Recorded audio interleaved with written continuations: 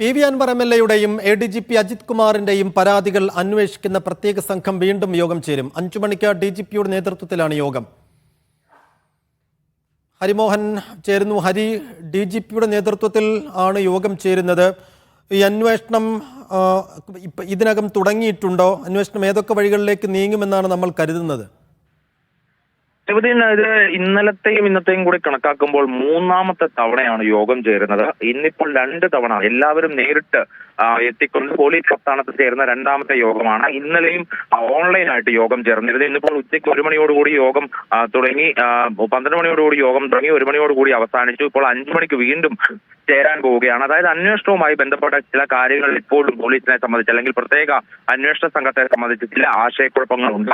അതായത് പി.വി. അൻവറിന്റെ പരാതിക്കൊപ്പം തന്നെ എ.ഡി.ജി.പി. എം.ആർ. അജിത് കുമാർ നൽകിയിട്ടുള്ള പരാതിയിൽ അന്വേഷണം വേണമെന്നുള്ളതാണ് ഉത്തരവിൽ, സർക്കാർ ആഭ്യന്തര വകുപ്പ് പുറത്തിറക്കിയ ഉത്തരവിൽ പറയുന്നത്.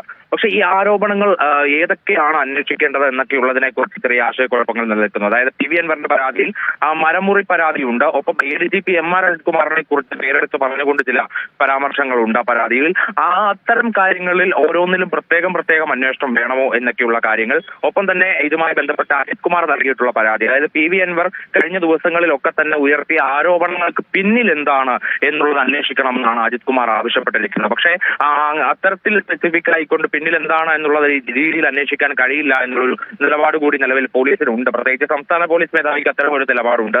അപ്പോൾ അതുകൊണ്ട് തന്നെ ഏത് നിലയ്ക്കാണ് അന്വേഷണം മുന്നോട്ട് കൊണ്ടുപോകേണ്ടത് എന്നുള്ളതിനെ കുറിച്ച് കൃത്യമായ മാർഗനിർദ്ദേശങ്ങൾ തയ്യാറാക്കുക എന്നുള്ളതാണ് നിലവിൽ ഉദ്ദേശിക്കുന്നത്. കാരണം ഇതിൽ 5 ഉദ്യോഗസ്ഥർ മാത്രമാണുള്ളത്. കൂടുതൽ ഉദ്യോഗസ്ഥരെ അതിൽ ചേർക്കുന്നതിന് കുറെ സാങ്കേതിക പ്രശ്നങ്ങളുണ്ട്. എല്ലാം കീഴുദ്യോഗസ്ഥരാകുന്നതിന് ചില പ്രശ്നങ്ങളുണ്ട്. അതുകൊണ്ടാണ് ഈ കാര്യത്തിൽ ഒരു വ്യക്തത വരുത്തുന്നതിന് വേണ്ടി വീണ്ടും യോഗം ചേരുന്നത്.